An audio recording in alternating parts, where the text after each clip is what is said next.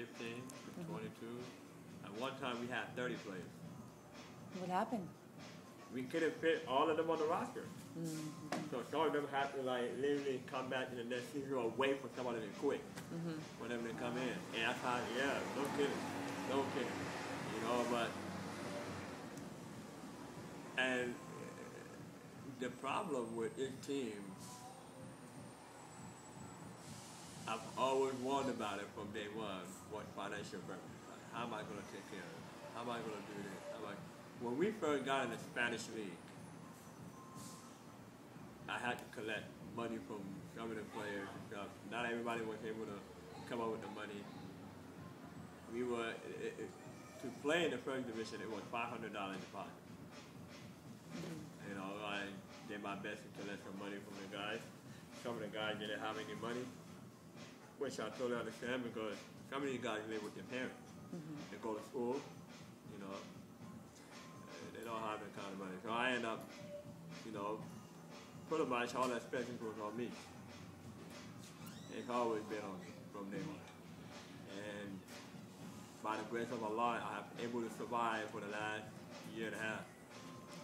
You know, without, I mean, I do complain sometimes. I mean, like you were there when I was like, I need you guys money right now with the Wolves.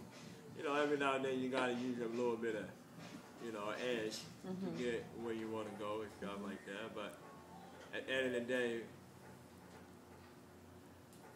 I did my best to really hold these guys together. You know, and You've done a great job so far. I mean, really, they all look so happy to have a team to play on. From the beginning, we saw you guys. Your first match.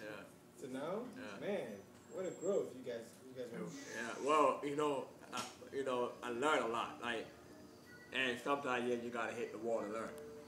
You know, you gotta bounce the wall and learn a little bit. And I totally tell them every time that we have to learn from our mistakes. Trust me, when we started, believe me, it was tough. I mean, it's really hard. I mean, you're dealing with different personalities, you know what I mean? You got these guys that eat the balls. You got this guy that eat the shit. You know, like, I've got something to say, too. You know, I got something to say. You know, everybody got their own opinion and what the rule. But, you know, it was sometimes I had to put my foot in somebody, you know, one of those people that asked me.